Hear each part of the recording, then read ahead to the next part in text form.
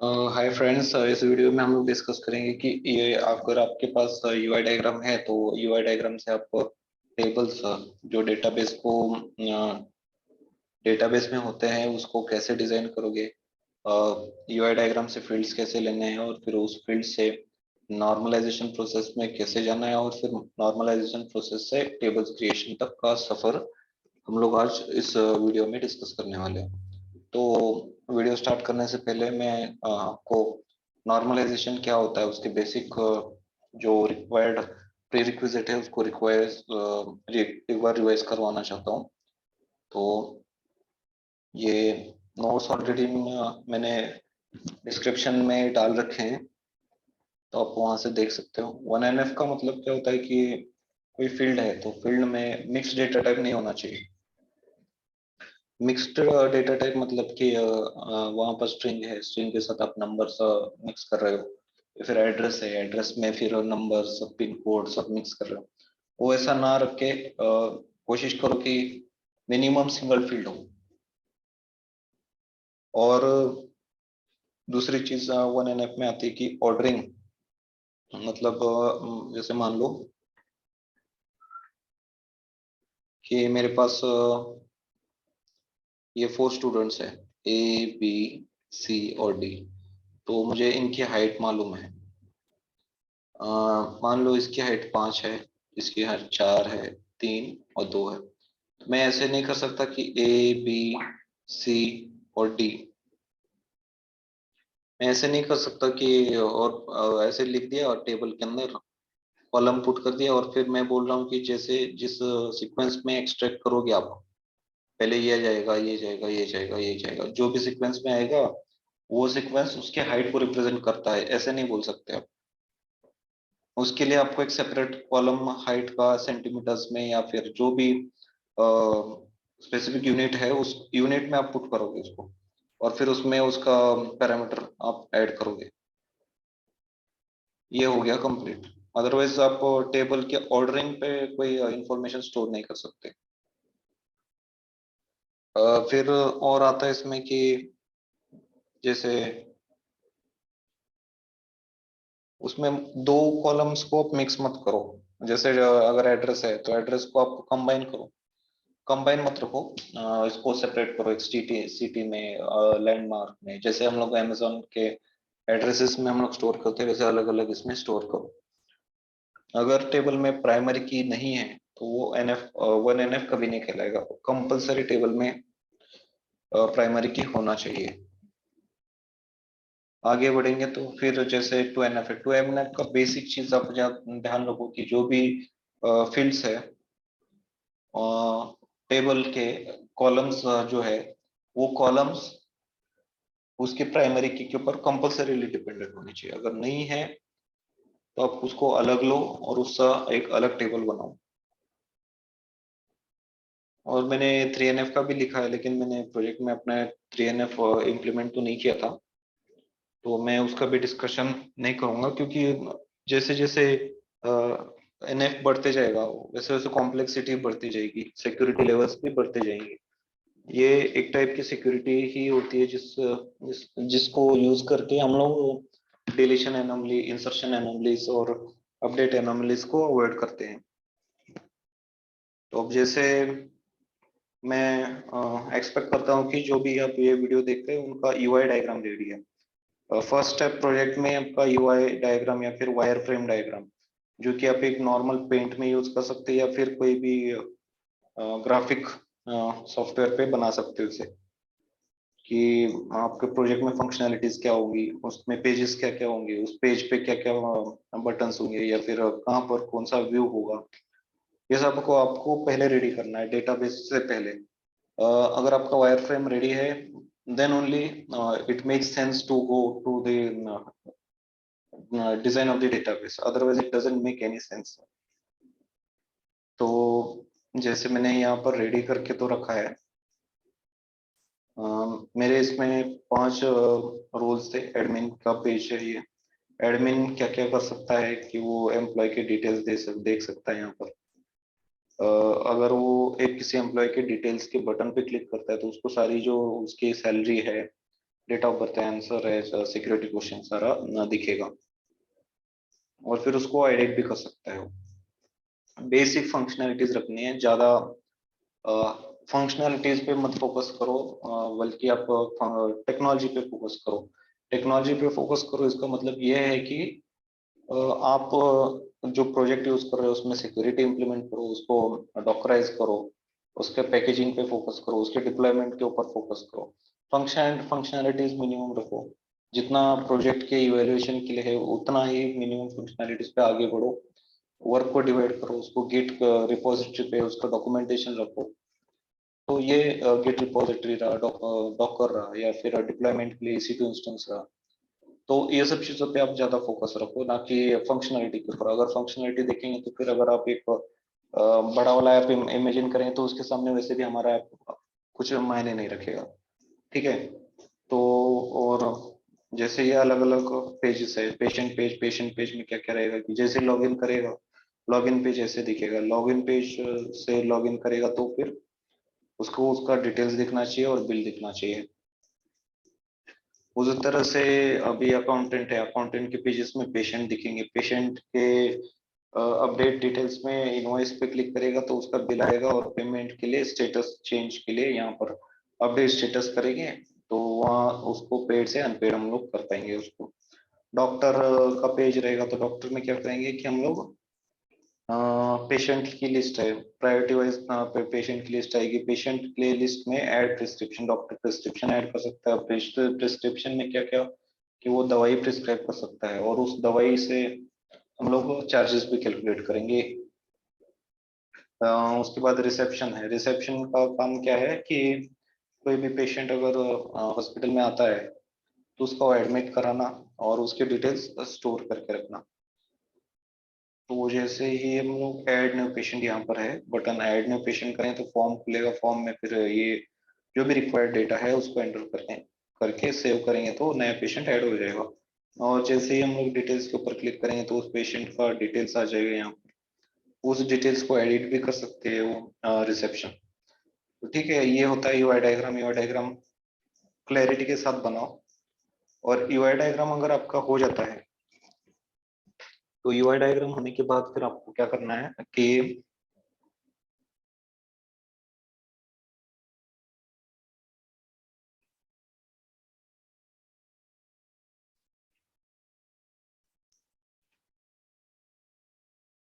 ये पेज में जितने भी फील्ड्स है, जैसे आपको यहाँ पर देख सकते हैं,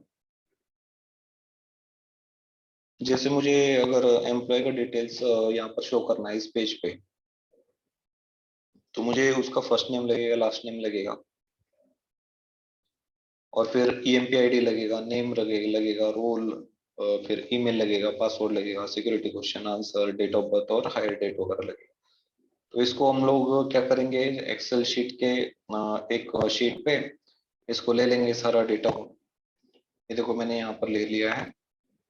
तो उसके बाद क्या करेंगे, जैसे जैसे रूल आगे आगे प्रोसीड करेंगे तो हम लोग, मैंने जस्ट सारे के सारे जो रिक्वायर्ड फील्ड एक ऊपर ऊपर से कि भाई हाँ ये फील्ड्स लगेंगे, ये फील्ड्स लगेंगे। मुझे नाम नाम प्रिंट करना है तो फर्स्ट नेम लगेगा, लास्ट नेम लगेगा। एड्रेस प्रिंट करना है तो फिर उसका फर्स्ट लाइन आएगा, सेकंड लाइन आएगा, थर्ड लाइन आएगा। उसके कंट्री अगर मुझे प्रिंट करवाना है तो कंट्री भी, कंट्री का कॉलम ऐड करना पड़ेगा। उसका डेट ऑफ बर्थ स्टोर करना है तो डेट ऑफ बर्थ, पेशेंट का डेट ऑफ बर्थ के लिए भी हम लोग एक कॉलम।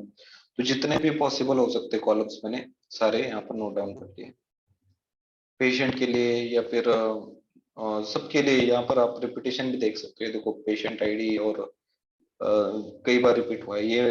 ये इसके डॉक्टर के पेज के लिए या फिर पेशेंट के खुद के पेज के लिए है। यहाँ पर अकाउंटेंट के पेज के लिए, यहाँ पर रिसेप्शन पेज, और फिर ये डॉक्टर पेज के लिए। तो अम, आप एक ओवरव्यू से एक ऊपर ऊपर से आइडिया लेके आप सारे फील्ड्स को पहले निकालो। यहाँ पर आप वो देखते ही अंदाजा लगा सकते हो कि भाई क्या क्या लगेगा।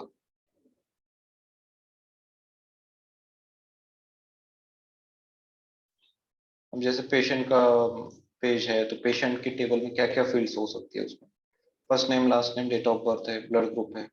और एक्चुअल में ये सब फील्ड्स ही यहाँ से ही फील्ड्स में चेंज होंगी सारे। डॉक्टर फीस है, डॉक्टर फीस तो कैलकुलेटर तो कंप्यूटेबल कॉलम्स में आ जाएगा वो। तो डॉक्टर की फीस निकालनी है, तो डॉक्टर की फीस के लिए डेटा आपको क्या क्या लगेगा, अपनों को देखता है डॉक्टर के हर एक हो सकता है कि उस हॉस्पिटल में मोर देन वन डॉक्टर हो, तो मोर देन वन डॉक्टर है तो फिर उसके हर एक डॉक्टर के अलग अलग चार्जेस भी होंगे, तो उनको अलग से स्टोर करना है। हम लोग को मेडिसिन कॉस्ट निकालनी है, तो मेडिसिन कॉस्ट के लिए हम लोग को पर मेडिसिन कॉस्ट चाहिए होगी, पर मेडिसिन कॉस्ट चाहिए होगी, तो फिर हम लोग का एक अलग ही मेडिसिन का टेबल होगा जिसपे नाम होगा मेडिसिन का, उसकी प्राइस होगी। ऐसे हम लोग को अलग अलग फील्ड्स लेके एक एक्सेल शीट में उसको पेस्ट करना है। ये बहुत इजी काम है, पूरे प्रोजेक्ट को देखते जैसे जैसे आपको हिंट मिल रहा है वैसे वैसे आपको फील्ड्स क्रिएट करते जाओ। फिर इसके बाद क्या करना है, आपके पास फील्ड्स आ गई सारी की सारी, मैक्सिमम आपके किसी प्रोजेक्ट में इतने ही फील्ड्स लगेंगे। तो अगर आपको ये क्लैरिटी मिलती है फिर आगे बढ़ना है। यूएनएफ, यूएनएफ में क्या करोगे कि आप लॉजिकल डिवीजन करोगे। जैसे मैं वायरफ्रेम डायग्राम को देखूंगा, वायरफ्रेम डायग्राम को देखते ही मुझे ये आइडिया लग रहा है कि एटलीस्ट मेरे पास एक एम्प्लॉय टेबल होगा, एक पेशेंट टेबल होगा, और और एक डॉक्टर टेबल होगा, एक मेडिसिन टेबल होगा। तो ये देखो यहाँ पर ना मैंने एक एक लॉजिकली डिवीजन कर दिया उसमें, मतलब कुछ लॉजिक नहीं लगाया कि मतलब प्राइमरी की होना चाहिए या फिर रिपीटिशन होना चाहिए, या फिर फील्ड्स अलग अलग होने चाहिए, ऐसा कोई लॉजिक नहीं लगाया। बस मैंने यहाँ पर फील्ड के हिसाब से लॉजिकली डिवीजन कर दिया। उसके बाद क्या करोगे, अभी यहाँ पर मेडिसिन है, मेडिसिन का तो क्लियर रिक्वायरमेंट है अपनों को। फिर मेडिसिन से अपना काम नहीं चलेगा, एक पेशेंट को मल्टीपल मेडिसिन असाइन होगी, तो फिर मल्टीपल मेडिसिन असाइन होगी, उस चीज को हैंडल करने के लिए भी मैंने एक टेबल बना दिया कि पेशेंट आईडी है, और फिर मेडिसिन आईडी डाल दी और क्वांटिटी और उसका प्रिस्क्रिप्शन आ जाएगा वहाँ पर। क्योंकि जो पेशेंट पेज हम लोग डिस्प्ले करेंगे तो वहाँ पर उसका मेडिसिन का प्रिस्क्रिप्शन भी दिखाना होगा। ये डॉक्टर है, तो डॉक्टर है, फिर यहाँ पर पेशेंट है, और कितने बार डॉक्टर ने विजिट किया है उस चीज को स्टोर करने के लिए मैंने एक टेबल बनाया है यहाँ पर। ये वन एन एफ नहीं, यूएनएफ कह सकते हो, मतलब बेसिकली अपने एक लॉजिकली टेबल डिस्ट्रीब्यूट कर दिए जिसमें रिपीटेशन होगा डेटा का, और फिर कुछ कॉमन डेटा भी है। ये है, देखो ये देखो यहाँ पर जैसे ईमेल है, पासवर्ड है, फिर रोल है, ये एम्प्लॉय टेबल भी है, और आप देख सकते हो यहाँ पर पेशेंट टेबल में भी है, ईमेल, पासवर्ड, फोन नंबर और रोल। तो इस फील्ड्स को अगर हम लोग जैसे जैसे हम लोग सॉर्टिंग करेंगे, वन एन एफ करेंगे या फिर नॉर्मलाइजेशन करेंगे, उसमें अलग अलग होगा ये। तो वन एन एफ में हम लोग को क्या चाहिए कि सिंगल फील्ड होना चाहिए, उसमें प्राइमरी की होना चाहिए। फिर वो जो भी डेटा का ऑर्डर है, वो ऑर्डर किसी इंफॉर्मेशन को कन्वे नहीं करना चाहिए। हम लोग किसी ऑर्डर, जिस ऑर्डर में डेटा आएगा उस ऑर्डर को ही हम लोग इंफॉर्मेशन नहीं मान सकते। उसको इंफॉर्मेशन बनाने के लिए अलग से कॉलम ऐड करना होगा और उसमें डेटा फिल करना होगा। ये वन एन एफ का है। मैंने बेसिकली इसमें सिर्फ एएमपी आईडी हर एक प्राइमरी की डाल दिया है, और बाकी तो कुछ नहीं किया इसमें। पेशेंट आईडी डाला, EMP ID, medicine ID, patient ID, doctor ID, और इसमें कंपोजिट आईडी बनेगी। पेशेंट आईडी, डॉक्टर आईडी दोनों का कॉम्बिनेशन मिलके एक प्राइमरी की बनेगी। इसमें भी डॉक्टर आईडी, सिर्फ डॉक्टर आईडी ही उसका प्राइमरी की होगी। अब जैसे ये टू एन एफ, मेरा टू एन एफ और थ्री एन एफ कंबाइन था, तो फिर थ्री एन एफ में मैंने क्या किया कि जैसे अभी यहाँ पर ये फील्ड्स है जो ना कॉमन दिख रहे थे मुझे, फिर ये पासवर्ड, ईमेल और रोल, और मुझे ऑथेंटिकेशन का भी हर बार काम करना होगा। तो फिर मैं, ऐसा नहीं होगा कि आप ऑथेंटिकेशन करने के लिए ऑथेंटिकेट कोई यूजर वैलिड है या नहीं, उसके लिए आप कोर डेटाबेस में एंट्री करो। मैंने ये क्या किया कि मैं सोचा कि जैसे यूजर है तो मैं पेशेंट को भी, डॉक्टर को भी, अकाउंटेंट या फिर जो भी है उसको एक एज ए यूजर स्टोर करूंगा, और फिर ऑथेंटिकेशन के लिए मैं सीधे वो यूजर टेबल पे अटैक करूंगा। और यूजर टेबल से जो भी डिटेल्स फेच करके फिर उसके ऊपर मैनिपुलेशन और ऑथेंटिकेशन का जो भी प्रोसेस होगा, जेडब्ल्यूटी, मेरा तो जेडब्ल्यूटी इम्प्लीमेंटेशन भी वो यूजर टेबल के ऊपर ही है। तो मैंने उसके लिए क्या किया, ये यूजर टेबल अलग कर दिया जिसमें सिर्फ first name, last name, email, password, cell, phone number, role और सिक्योरिटी क्वेश्चन, सिक्योरिटी आंसर, सिर्फ इतना इसमें डाल दिया। और फिर इससे जो एम्प्लॉय में था, जो बाकी की डिटेल्स थे सब अलग हो गए, एकदम ब्यूटीफुल टेबल हो गया यहाँ पर। तो जो रिक्वायर्ड चीजें एम्प्लॉय टेबल में है। और आप इसका टेंशन मत लो कि एम्प्लॉय है तो एम्प्लॉय का नाम कहाँ से मालूम चलेगा। स्प्रिंग बूट में जब आप स्प्रिंग डेटा जेपी यूज करोगे तो ये ऑटोमेटिकली आप सीधे क्वेरीज से ही हम लोग ये डेटा पूरा का पूरा फेच कर सकते हैं। बहुत इजीली डेटा फेचिंग होता है वहां पर। आप रिलेशंस वगैरह यूज करते हो, डेटा एंटिटीज वगैरह बनाते हो, तो फिर बहुत इजीली डेटा फेच होता है। इसलिए आप जॉइंस के बारे में उतना टेंशन मत लो, जॉइंस ऑटोमेटिकली हो जाते हैं सब। पेशेंट टेबल बन गया, पेशेंट टेबल से नाम हट गया, ईमेल हट गया, छोटा सा टेबल हो गया एकदम क्लैरिटी के साथ, और दिखने में भी अच्छा दिख रहा है टेबल। उसमें पेशेंट आईडी है, और इसमें ध्यान रखना है कि आपको कनेक्शन भी करना है। पेशेंट है तो पेशेंट एक यूजर है, तो वो पेशेंट यूजर है तो उसका कनेक्शन भी यूजर के साथ होना चाहिए। मैंने ये यूजर यहाँ पर डाल दिया, यूजर आईडी, और ये टेबल भी कनेक्ट हो गई। एम्प्लॉय है, एम्प्लॉय भी यूजर है, तो फिर इसके अंदर भी मुझे डालना होगा यूजर। ये देखो मैंने यहाँ पर यूजर आईडी डाला है। अब जैसे मैंने पेशेंट टेबल में वार्ड आईडी यूज किया है, और वार्ड आईडी के हिसाब से मैं उसके चार्जेस कैलकुलेट करूंगा। मैं यहाँ पर डॉक्टर का पूरा नाम लिखने के बजाय मैं डॉक्टर आईडी लिखूंगा इसमें। ये नहीं चलेगा है ना यहाँ पर आप डॉक्टर आईडी, क्योंकि डॉक्टर टेबल अपना अलग है तो, और डॉक्टर टेबल का खुद का प्राइमरी की है, तो हम लोग को ये उसका पूरा का पूरा नाम लिखने की जरूरत नहीं है। हम लोग डॉक्टर टेबल अलग से रखे और फिर उसमें उसके चार्जेस, या फिर एम्प्लॉय है ना, यहाँ पर ये डॉक्टर आईडी है, डॉक्टर आईडी है, डॉक्टर एम्प्लॉय है, और एम्प्लॉय यूजर है, तो फिर वो ऑलरेडी उसका नाम यहाँ पर होगा। तो यहाँ पर हम लोग डॉक्टर आईडी भी डाल देंगे तो मोर देन सफिशिएंट होगा। टेबल स्मॉल और ब्यूटीफुल दिखेंगे।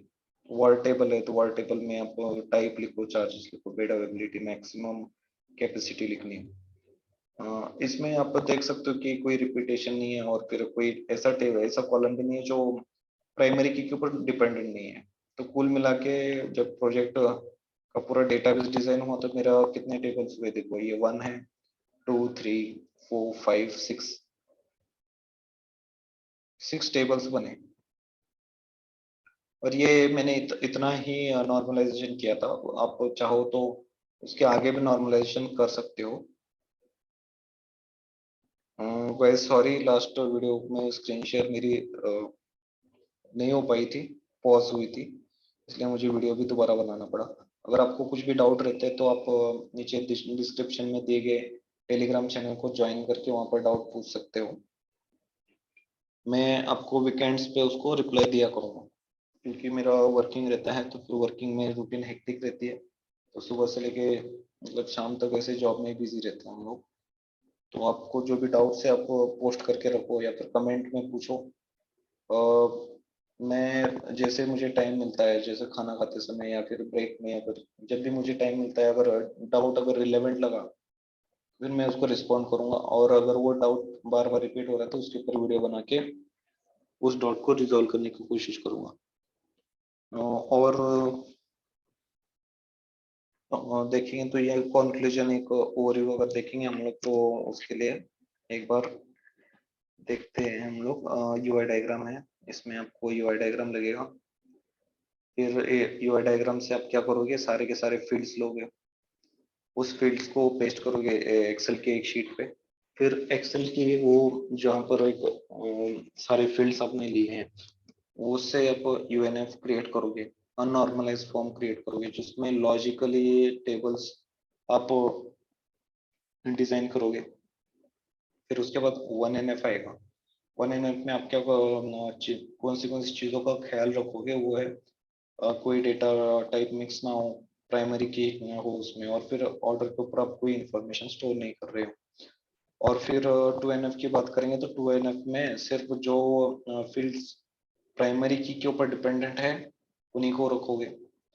बाकी फील्ड्स अलग से निकाल के अलग टेबल में डालोगे। जैसे हम लोगों ने यूजर टेबल बनाया था, यूजर टेबल में हम लोगों ने सिर्फ first name last name email password और सिक्योरिटी क्वेश्चन सिक्योरिटी आंसर निकाल के अलग टेबल में पुट कर दिया। उसके बाद हम लोगों ने वर्ड टेबल भी अलग कर दिया। तो फिर जो भी फील्ड्स जो पेशेंट टेबल के ऊपर डिपेंडेंट नहीं थे, हम लोगों ने उसको निकाला और वहाँ पर सिर्फ उसकी कनेक्शन ने एस्टेब्लिश की। वहाँ पर डॉक्टर आईडी को, डॉक्टर का नाम को भी हटाया, डॉक्टर आईडी वहाँ पर पुट की, डॉक्टर का एक अलग टेबल बनाया जिसमें उसके चार्जेस वगैरह हम लोगों ने डाल दिए। अगर आप मेरा फाइनल जो डेटाबेस डिजाइन होने के बाद जो ईआई डायग्राम बना वो देखोगे तो ये मेरा कुछ इस तरह से दिखेगा कि मेडिसिन असाइंड है। तो मेडिसिन असाइंड मतलब वो कैलकुलेशन के लिए कि मेडिसिन का बिल कितना है, या फिर कोई पेशेंट को कितने मेडिसिन असाइंड है, वो इसका कनेक्शन यहाँ पर दिखेगा आपको। ये टेबल ऐसे दिखेगा। ये वार्ड टेबल है, वार्ड टेबल अलग किया, सिर्फ इसका एक प्राइमरी की हम लोगों ने यहाँ पर डाल दिया वार्ड आईडी। यहाँ पर डॉक्टर आईडी, यहाँ पर नाम नहीं लिखे हम लोगों ने, वार्ड का टाइप नहीं लिखा, डॉक्टर का नाम नहीं लिखा, यहाँ पर सिर्फ ये कनेक्शंस के लिए। और मेन तो फील्ड इतने ही बचे हैं इसमें। ये डॉक्टर है, डॉक्टर में पेशेंट आईडी, डॉक्टर आईडी आएगा, नंबर ऑफ विजिट्स आएगा, वहां से हम लोग डॉक्टर के चार्जेस कैलकुलेट करेंगे। फिर एम्प्लॉय है, एम्प्लॉय में आईडी आ जाएगा, यूजर आ जाएगा क्योंकि एम्प्लॉय यूजर है।